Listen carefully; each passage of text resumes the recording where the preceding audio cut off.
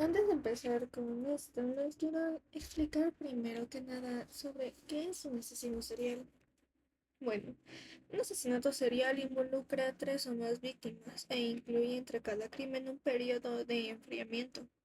Dicho periodo diferencia este tipo de asesinato con las otras categorías de asesinato múltiple. El asesino serial tiende a ir por extraños, es decir, sin relación alguna con ellos. Sin embargo, estos comparten algunas características como, por ejemplo, género, edad, etc. Otra definición para este concepto es la planteada por Garrido Genoves y López Lucio, mencionado- mencionando que el asesino serial es alguien que mata a tres personas o más en momentos temporales diferentes, es decir, se exige que entre un homicidio y otro haya existido un periodo de enfriamiento, en el cual el asesino no siente o al menos no sea capaz de controlar la urgencia de matar. Dicho esto, podemos empezar con el caso del día de hoy. Hoy les voy a hablar sobre este asesino que tuvo tres nombres.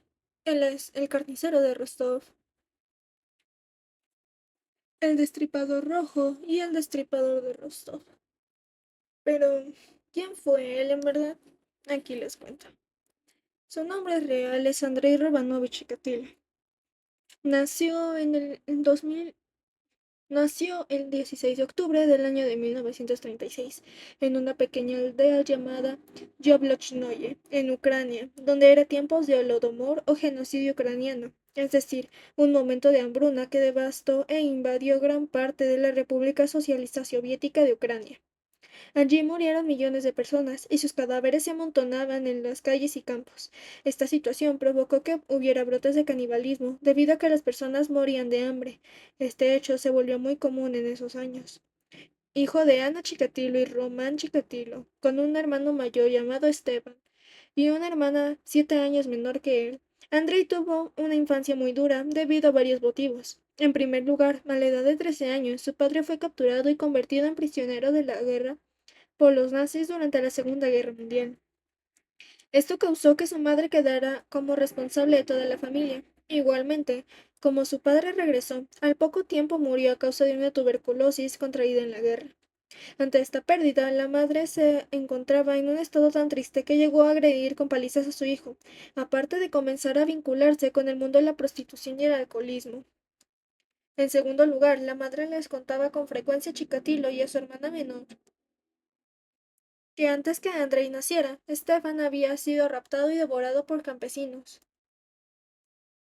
Con esta macabra historia, lo que ella pretendía era controlarlo y evitar que saliera a las calles en esos momentos. Algo que ella decía era que si salían a jugar de noche, podrían ser comidos como su hermano Stefan. Chikatilo, frente a esta historia, la cual su madre contaba de manera muy realista, quedó muy traumatizado y marcado, sintiéndose en soledad y gran aislamiento. Otro hecho traumático de su vida fue haber visto a su madre siendo violada por un soldado alemán. La infancia de Chikatilo fue difícil y no la más adecuada para un niño, ya que le tocó estar muy cerca de las escenas de la guerra y de los constantes bombardeos alemanes que dejaban una gran cantidad de heridos y muertos en las calles. Los cuerpos esparcidos le causaban susto, pero al mismo tiempo le generaban inquietud y curiosidad. Una de sus fantasías siendo niño fue la de ejecutar por él mismo a soldados alemanes en un bosque, a donde él mismo los conduciría. Andrei padeció de enuresis hasta los 12 años. Esto provocó que fuera humillado por su madre. Además, no quería aceptar su miopía, por lo que usó sus primeros lentes a los 30 años. En el ámbito escolar, era un chico que recibía muchas burlas y acoso por parte de sus compañeros hacia su forma de ser, hecho que lo inició a tener fantasías de agresión y violencia hacia ellos. A pesar de las burlas, las agresiones o el hecho de que lo sacaran del salón con violencia, Andrei no hacía nada al respecto para defenderse, más que aguantar.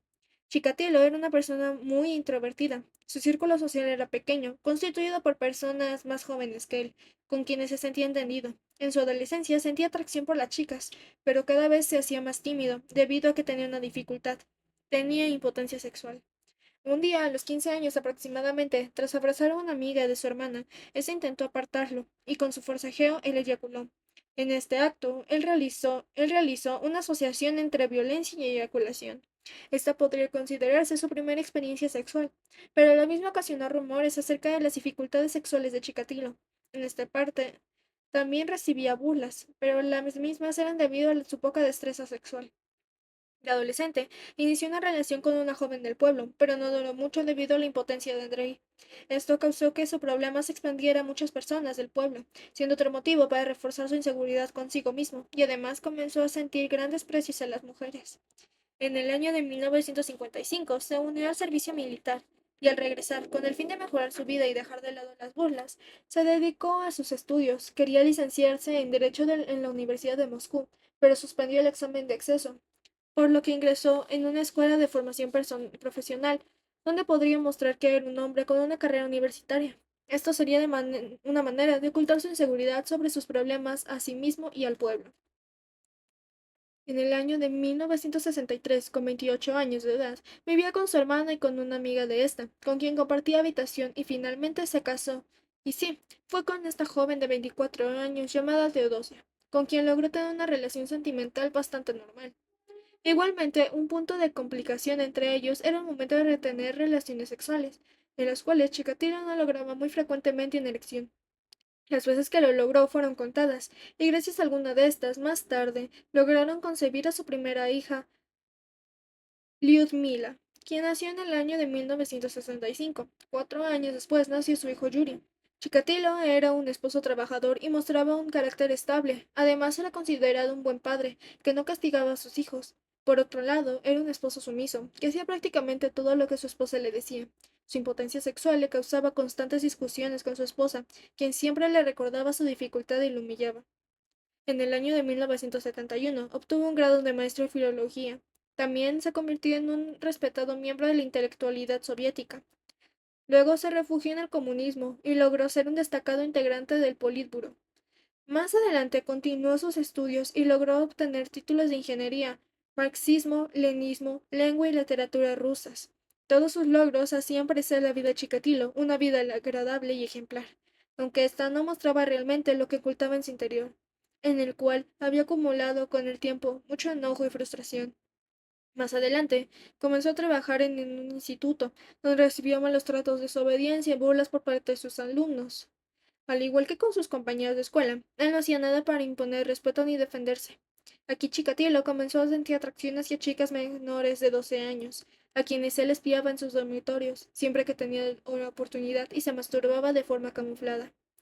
En el año de 1974, André, ya cansado del acoso, comenzó a abusar sexualmente de sus alumnos, tanto chicas como chicos, descargando su furia y frustración por el rechazo que recibía de los adultos debido a su impotencia.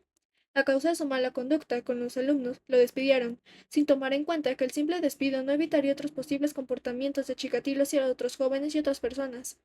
Debido a lo que él realizaba a sus alumnos no fue difundido, tuvo la posibilidad de conseguir otro trabajo en otra ciudad. Su esposa sabía que él había tenido algunos problemas con sus alumnos, pero no les dio trascendencia.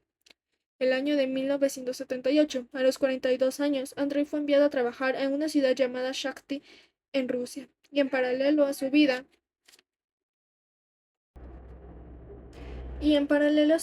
con su esposa e hijos comenzó otra vida, en la cual podría actuar de acuerdo a lo que él realmente sentía. Incluso compró una casa secreta en un barrio pobre para él, donde podría realizar sus actos criminales. Se dedicaba gran parte de su tiempo a observar jóvenes escolares pasar, con los cuales tenía fantasías. Fue a partir de aquí que sus deseos más oscuros serían revelados y manifestados. No fue hasta el 22 de octubre del año de 1978 cuando Chikatilo inició su vida criminal, siendo su primera víctima una niña de apenas 9 años llamada Yelena Sakonova.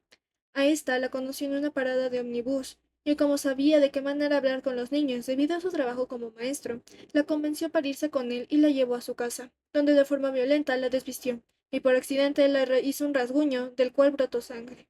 Esto ocasionó que Chikatilo tuviera una erección. Aquí se creó una peligrosa conexión entre sangre y sexo, desde la cual sintió que podría vencer a su impotencia y ser como las demás personas. La violencia en esa niña y el hecho de saber que él tenía el poder sobre ella le causaba placer. Con el fin de realizar un acto sexual, tomó un cuchillo, con el cual apuñaló muchas veces a la niña en el estómago, y este hecho lo fue llevando cada vez más hacia el orgasmo, hasta que finalmente eyaculó. Aparte de esta situación, según una creencia rusa, la última imagen que tiene una víctima sobre su asesino queda grabada en los ojos de la víctima. Por lo tanto, Chikatilo le tapó los ojos a esta niña mientras la torturaba. Al finalizar el acto criminal, abandonó el cuerpo en el río Grushovka, cercano a su casa, que 2 días más tarde fue encontrado por la policía. La misma interrogó a Chikatilo, pero finalmente inculparon a otro criminal de esa zona que ya había estado en la cárcel por violación, Alexandr Kravchenko, quedando Chikatilo libre entonces de ser sospechoso. Esta posición de que no se dudara de él también la adquirió por saberse que él formaba parte del Partido Comunista, además de tener esposa e hijos y que no poseía antecedentes. Debido al miedo que le había generado la policía de casi ser capturado por 2 años, Andrei se detuvo. Mantuvo el control y no realizó ningún acto criminal. Se enfocó en otros ámbitos de su vida, entre ellos su familia y su trabajo, y se convirtió en supervisor de suministros de una fábrica. Él debía visitar empresas y supervisar que todo estuviera en su lugar, por lo, por lo que le requería viajar frecuentemente. Estos viajes a las fábricas los realizaba en tren. Esto le permitía continuar mostrando la fachada exterior que él había construido de sí mismo, ocultando el monstruo que en verdad era dentro. Más adelante, el 3 de septiembre del año de 1981, pasando por una biblioteca de Rostov, Chikatilo se cruzó con una joven de 17 años llamada Larisa Takancheko, a quien convenció para que la acompañara al río Don. Finalmente la llevó a un bosque, donde quiso violarla, pero se encontró incapaz, y de la única manera que pudo llevar a cabo su idea fue del mismo modo que con su primera víctima. Al sentirse sexualmente frustrado de nuevo, apuñaló a la joven violenta y ferozmente, reiteradas veces, hecho con el que sintió mucho poder, de tal forma que finalmente eyaculó sobre el cuerpo, la estranguló reiteradas veces, le mordió brutalmente la garganta y luego le cortó los senos y se comió los pezones. Posteriormente comenzó a aullar y a realizar una danza particular en torno al cuerpo. En algunas ocasiones extirpaba el útero de las víctimas y le colocaba semen, pero en este caso el asesino retiró los órganos sexuales de la joven. Luego los mordisqueó y los tiró. Finalmente dejó el cadáver enterrado. Se dice que los primeros asesinatos que realizó Chikatilo fueron fortuitos y que solo tenían intención de carácter sexual. A partir de este segundo asesinato, Andrei cambió su vida de manera definitiva. La satisfacción se había mezclado con rabia y hostilidad, hasta el punto de volverse inseparables. En ese sentido, los gritos de las víctimas aterrorizadas lo excitaban, y también eyaculaba mientras las mutilaba. Pero era el asesinato lo que Chikatilo consideraba el verdadero acto sexual. El 12 de junio del año de 1982, su tercera víctima fue Lyuba Biryuk, una joven de 13 años, que fue raptada de una villa y llevada al bosque. Luego fue apuñalada 40 veces y sus ojos fueron arrancados.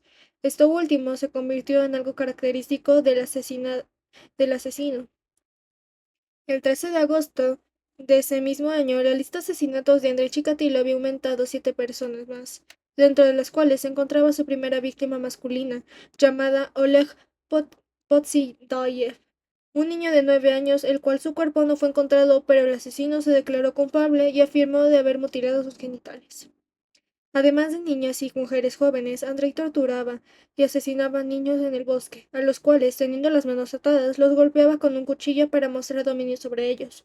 Luego, con un cuchillo con sus dientes, les mutilaba sus genitales o solo retiraba sus testículos, que conservaba como premio. Aunque muchas veces los mordisqueaba, algunas veces, al cometer sus maniobras, quedaba en evidencia su impotencia, cosa que lo hacía sentir frustración. Entonces, como prueba de que realmente había violado a sus víctimas, con una rama colocaba semen en la vagina o en el ano de las víctimas. Además, debido a su desenfrenado deseo por llegar al orgasmo de forma rápida, machacaba las caras de sus víctimas con golpes salvajes. En varias ocasiones, Chikatilo cortaba las partes del cuerpo de sus víctimas aún vivas, pero en estado no consciente, refinándose a las veces que había removido úteros de niñas y jóvenes, no confesando canibalismo. Los úteros eran quitados de una forma tan precisa que se había creado sospechas de que algunos cirujanos estaban involucrados en los crímenes.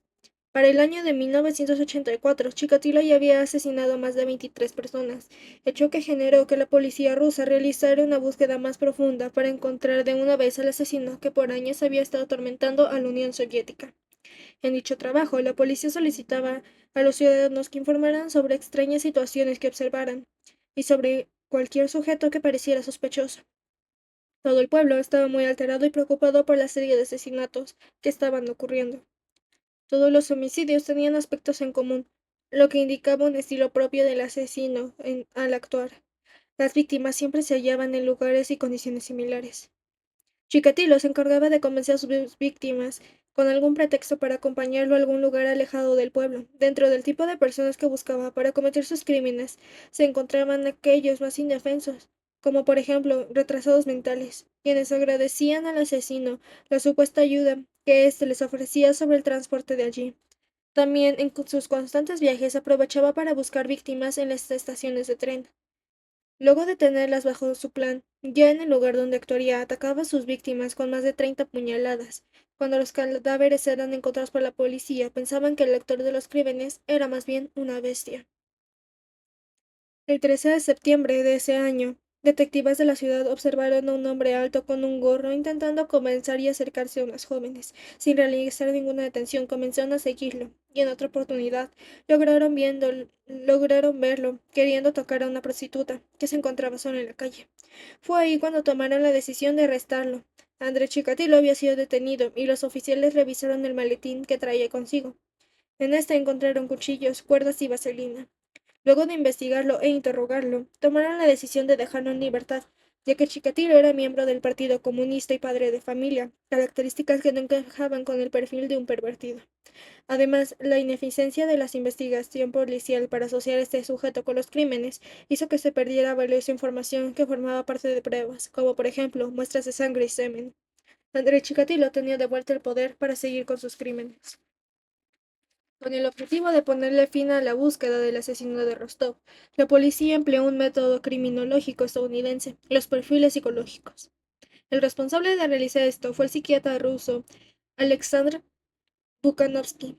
Este trabajo, basado en pruebas e información confidencial, llevó varios meses de realización, pero el psiquiatra llegó a las características principales del buscado criminal, entre las cuales se destacaron que era un sujeto de entre 25 y 50 años, con una estatura aproximadamente de 1,80, una persona insociable y solitaria, un pervertido sexual con alguna disfunción sexual. Era posible que viviera solo con una esposa, con lo cual no tendría relaciones sexuales. Amputaba a sus víctimas por frustración y como excitación. Persona astuta con capacidad de pensar sus ataques, sin retraso mental. Más allá de la dicha información, y debido a que los medios de comunicación rusos en ese momento no querían que se diera una imagen negativa del régimen social que había, fue luego de 6 años que la policía pudo capturar al asesino. El 6 de noviembre del año de 1990, el sargento Igor Rybakov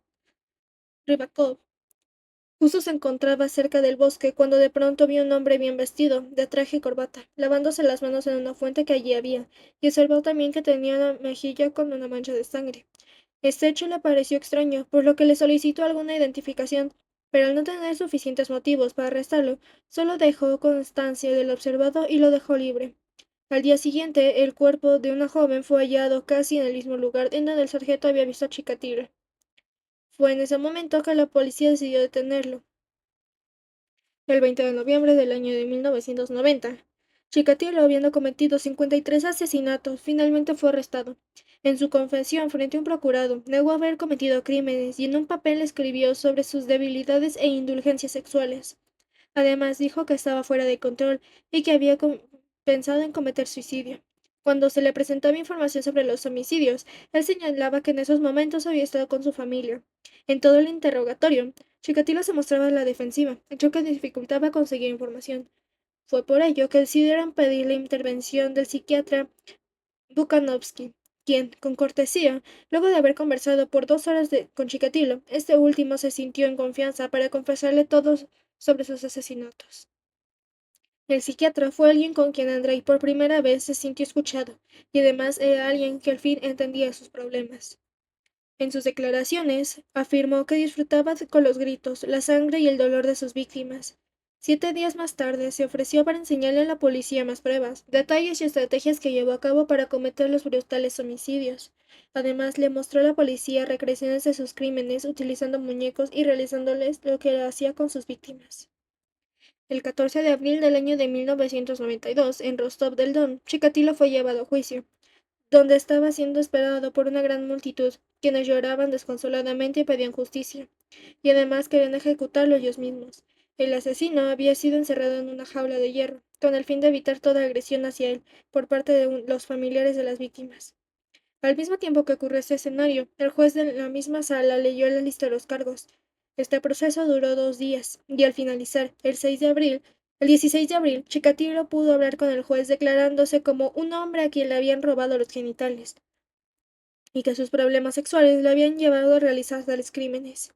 Además, afirmó que no planificaba los asesinatos y solo los llevaba a cabo cuando perdía el control de sí mismo.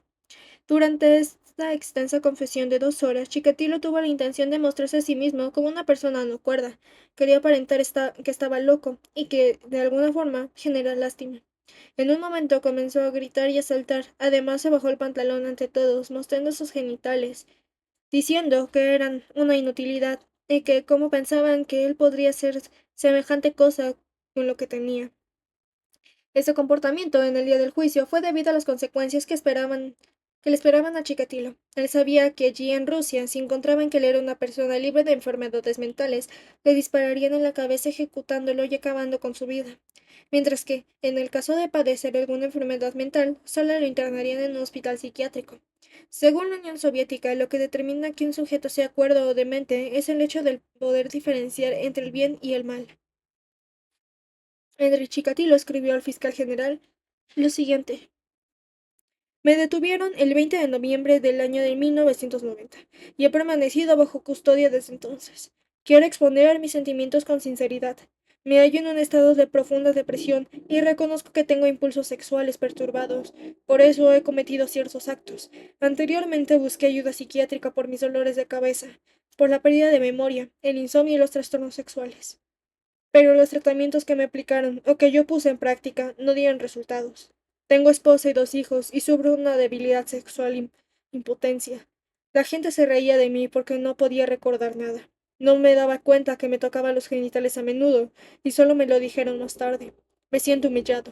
La gente se burla de mí en el trabajo y en otras situaciones. Me he sentido degradado desde la infancia y siempre he sufrido.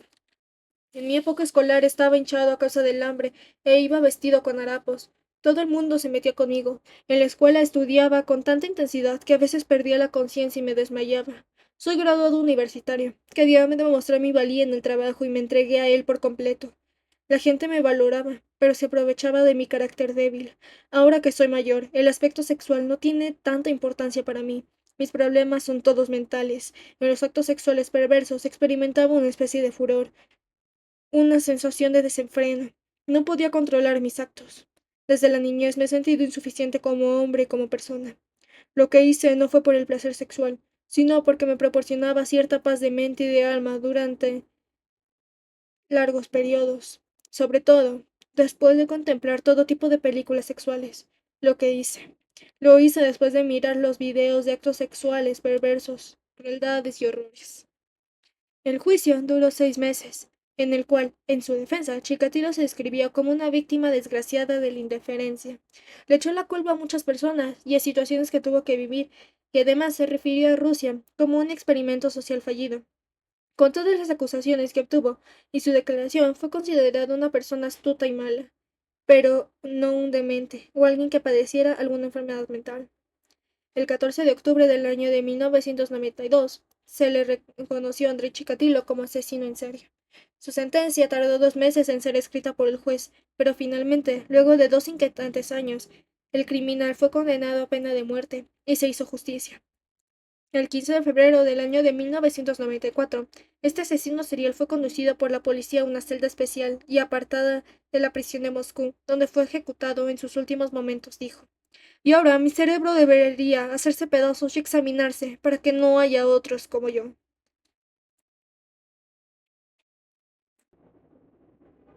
Ok, ya hablamos sobre Chikatilo, pero ¿qué pasó con su familia? Bueno, Después del arresto de Chikatilo, su familia fue perseguida y amenazada de muerte. En una ocasión les echaron gasolina en la puerta del piso, prendiéndole fuego. Debido a esto, todos se mudaron a otra ciudad ucraniana, Kharkov, y se cambiaron el apellido, adoptando el apellido de soltera de su esposa, Oznachev. Su viuda, Eudosia o Teodosia Oznacheva, trabajó como directora de un jardín de infancia, pero tuvo que dimitir después de saber lo que hizo su marido. Formalmente se divorciaron en el año de 1989. En sus últimos años de vida, trabajó en el mercado local de Kharkov. La señora falleció en el año del 2005. Su hija, Lyudmila, nacida en el año de 1965, se casó en dos ocasiones. Tiene un hijo de su primer matrimonio y una niña del segundo. Cortó a lazo familiar mucho antes del arresto de su padre, debido a que en una visita éste le tocó indebidamente a su propio nieto. Retomó el contacto con su madre más adelante, estando Chikatilo en la cárcel. Está apartado de la vida pública. Su hijo Yuri, nacido en el año de 1969, se casó y tiene dos hijos. Se cambió el apellido dos veces, primero a Utnavchev y posteriormente adoptó el apellido de su esposa, Miroshnichenko. Combatió en Afganistán en Kandahar. Fue herido y estuvo 2 meses en la cárcel por robo de lanzacohetes, por el valor de $10,000, y su venta a vietnamitas. Le dieron 2 años de libertad condicional. Trabajó en una fábrica de Novocherkassk. Después se mudó a Novocherkassk, al distrito Pervomaisk, a las afueras de Kharkov, para vivir con su madre a finales de 1990. Ahí fue condenado en 1996 a 2 años de prisión por extorsión de uno de los empresarios locales. En el año de 1998, 4 meses después de quedar en libertad, cometió un robo y volvió a ingresar a la prisión por otros 6 años más. En total ha pasado 12 años de su vida privada de libertad encarcelado y o estando bajo libertad condicional. En el año del 2004, decidió comenzar de nuevo y abrir su propio negocio. En 2009, Yuri fue acusado de intento de asesinato según la NTN. A las 7:20 del 9 de abril del 2009, un hombre no identificado fue internado en un hospital de Kharkov, Ucrania, con heridas de cuchillo en la mano izquierda y el abdomen. El herido era un drogadicto a las drogas de 30 años de edad, que afirmó que un conocido lo había atacado. Se encerró en el coche de su atacante y se dirigió al hospital mientras se encontraba al borde del shock. Yuri declaró que no atacó al hombre y que el adicto a las drogas le robó su coche y estuvo involucrado en un altercado después de eso. Se sabe que Yuri tiene una larga historia de conflictos con la víctima del ataque. Yuri opina que su padre no mató a 52 personas, sino que le imputaron asesinatos sin resolver. No oculta ser el hijo de Andrei Chikatilo, al contrario, se siente orgulloso y celoso de su fama. Por eso su hijo mayor, nacido el 13 de octubre del año de 1993, la llamó Andrei, en honor y recuerdo a su abuelo. Y así podemos ver que, curiosamente, mientras que por un lado algunos quieren olvidar eso que pasó, otros se sienten orgullosos. Y aquí les pregunto, ¿qué harían ustedes si descubren esa verdad sobre algún familiar de ustedes? Sin nada más que decir, buenos días, tardes o noches, dependiendo a que escuchen esto, mis queridos inte oyentes. Nos vemos. Esto es Istodcast.